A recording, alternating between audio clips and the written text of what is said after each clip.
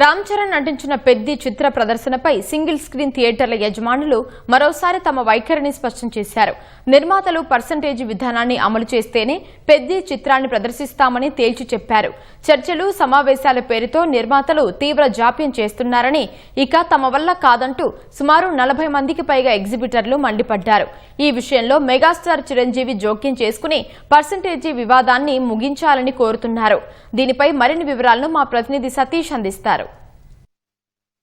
తెలంగాణలోని single screen థియేటర్ల మనుగడకు సంబంధించినటువంటి పర్సెంటేజీ వివాదం మరో మలుపు తిరిగింది. ఇప్పటివరకు నిర్మాతలకి ఎగ్జిబిటర్లకి మధ్య ప్రత్యేక కమిటీ ఆధ్వర్యంలో జరుగుతున్నటువంటి చర్చలు ఒకటి కూడా సఫలం కాలేదు. నిర్మాతలు తీవ్ర జాప్యం చేస్తున్నారని ఎగ్జిబిటర్లు ఇప్పుడు కొంత సమయం కావాలని నిర్మాతలు పట్టుబడుతుండటంతో ఈ పర్సెంటేజీ విధానం సమస్య అనేది ఇంకా ఒక కొలిక్కి రాలేదనే చెప్పొచ్చు.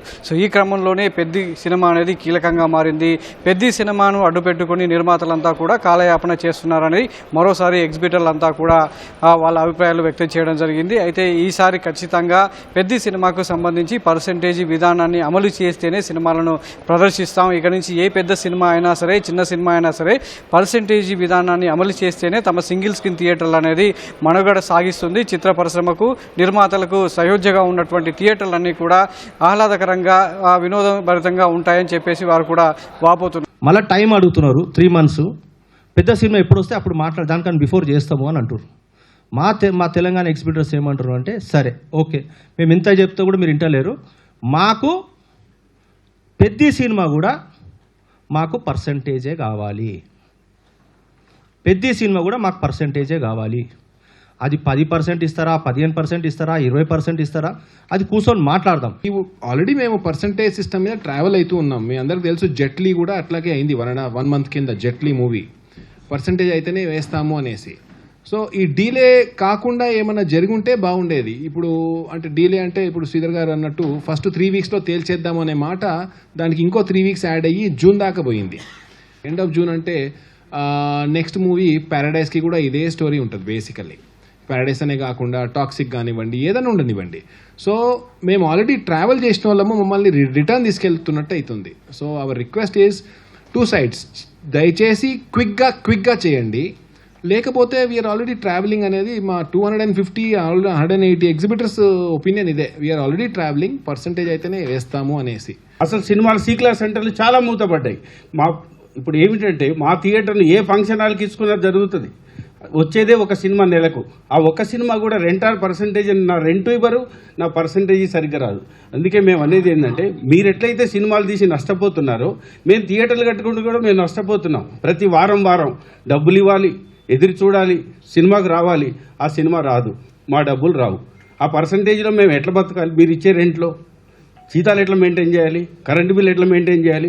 అయినా మేము ఫ్యాషన్కో, ఇష్టానికో, కష్టానికో ఆ రోజు నుంచి 7 వరకు 18-19 సంవత్సరాల నుంచి థియేటర్లు మెయింటైన్ చేస్తున్నాం. పెద్ద సినిమా సందర్భంగానే ఎందుకు పట్టుపడుతున్నారు అనేది ప్రధానంగా లేవనెత్తున్నటువంటి ప్రశ్న. సో పెద్ద సినిమా మీ సింగిల్ స్క్రీన్ థియేటర్లో రిలీజ్ అవుతుందా లేదా?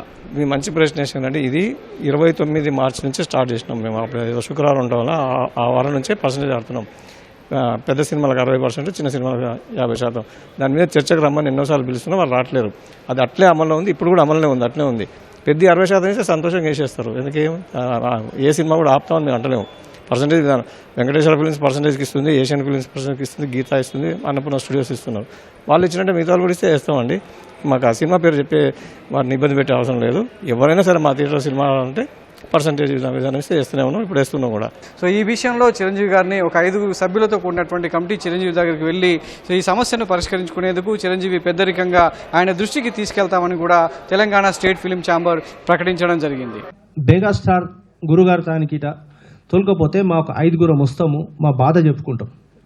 ఆయనకు తెలుస్తుంది అట్లేదు, అరే వాట్ ఈస్ గోయింగ్ ఆన్. ఇంత పెద్ద ఇప్పుడు ఇండస్ట్రీలో పెద్ద మనిషి ఎవరు లేరు. మెగాస్టార్ గురుగారు తర్వాత ఆయన ఒక్కడే పెద్ద మనిషి. అలా పెద్ద మనిషి గారు తానికి వస్తే ఒక 5 వస్తాము, మా బాధ ఏందో చెప్పుకుంటాం. సార్ ఇది సార్ మీరు తప్పు అనుకుంటారు, పెద్ద సినిమా కాదే కాదు, ఇంతకుముందు అది హర్రర్ మీరు అంటే సరే అని దాన్ని ఇడిచేసినాం. ఇప్పుడు కూడా మేము ఎందుకంటే వీళ్ళు కరెక్ట్ క్లారిటీ ఇస్తలేరు వీళ్ళు. సో ఇటీవల తెలంగాణ స్టేట్ ఫిలిం ఛాంబర్కు రాజీనామా చేసినటువంటి సునీల్ నారంగ్, అధ్యక్షుడు సునీల్ నారంగ్ స్థానంలో సో మరో వ్యక్తిని అధ్యక్షుడిగా ఎన్నుకోవడం జరిగింది. ప్రముఖ ఎగ్జిబ్యూటర్ అయినటువంటి శేఖర్ రావును నూతన అధ్యక్షుడిగా ఎన్నుకోవడం జరిగింది. ఆయన ఆధ్వర్యంలో ఈ కమిటీ ప్రత్యేకంగా ఈసీ కమిటీ అనేది సమావేశం కాబోతుంది. సో ఈ పర్సంటేజ్ విధానానికి సంబంధించి నూతన అధ్యక్షుడి ఆధ్వర్యంలో దీన్ని ఒక కొలికి తీసుకొచ్చే అవకాశాలు కూడా కనబడుతున్నాయి.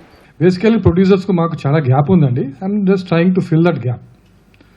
సో ఎందుకంటే ఇక పర్సంటేజ్ చూస్తాం మేము ఇప్పుడు లాస్ట్ 5 monthsలో 1 month నడిచిన థియేటర్స్, టోటల్ 1 month కంటే ఎక్కువ లేదు. అన్ని థియేటర్స్ బందే ఉన్నాయి. 4 ఉన్న ప్లేస్లో 3 థియేటర్లు బంద్ అయినాయి, ఒకటే నడుస్తుంది. 2 ఉన్న కాడ ఒకటి, అట్లా చాలా ప్రాబ్లం. అందుకే పర్సంటేజ్ గురించి ఇంత రెవల్యూషన్ వచ్చింది. Hope producers will understand. Ticket ధరల విషయంలో ఎగ్జిబ్యూటర్లు, నిర్మాతలు కావచ్చు, డిస్ట్రిబ్యూటర్లు అంతా ప్రభుత్వాలను ఆశ్రయించినప్పటికీ టికెట్ ధరల పెంపు అనేది ప్రభుత్వ నిర్ణయం ప్రకారం ఉంటుంది. అయితే ప్రేక్షకులకు భారం వేయకుండా ఉండేందుకు సినిమా టికెట్ ధరలు మేము ఎట్టి పరిస్థితుల్లో అంగీకరించబోము. ఒకవేళ నిర్మాతలు కావచ్చు లేదంటే ఎగ్జిబ్యూటర్ల ఒత్తిడి మేరకు కనుక ముందుకు వెళ్లాల్సి వస్తే ఆలోచించి నిర్ణయం తీసుకుంటామని కూడా ఎగ్జిబ్యూటర్లు అంతా కూడా స్పష్టం చేశారు. బీఫామ్ హోల్డర్, థియేటర్ ఓనర్ మాత్రమే సైన్ చేస్తేనే టికెట్ రేట్ ఇస్తారు. వీళ్ళు ఏం చేస్తున్నారంటే సెక్రటరియట్ నుంచి డైరెక్ట్ తీసుకొచ్చి వ్యాపారం మాకు నెక్స్ట్ సినిమా కూడా ఇన్ని రోజులు ఓడ్చుకున్నాం, రేపు చేయం. ఆల్రెడీ సీఎం గారికి మా తెలంగాణ ఛాంబర్ నుంచి, తెలంగాణ ఎగ్జిబ్యూటర్ అసోసియేషన్ నుంచి ఫర్దర్ టికెట్ రేట్లు పెంచకండి అని request letter already Revanth Reddy గారికి పంపడం జరిగింది. వారు చదవడం కూడా జరిగింది. రేపు ఏం జరుగుతుందో చూద్దాం.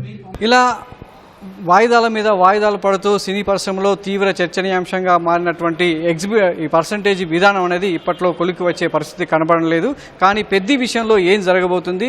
సింగిల్ స్క్రీన్ థియేటర్లో, నైజాంలో సింగిల్ స్క్రీన్ థియేటర్లో పెద్ది పడుతుందా, లేక కేవలం మల్టీప్లెక్స్లోనే ఆడియన్స్ చూడాల్సిన పరిస్థితి తీసుకొస్తారా అనేది వేచి చూడాలి. కెమెరామెన్ చిరంజీవితో సతీష్, ఈటీవీ న్యూస్, హైదరాబాద్.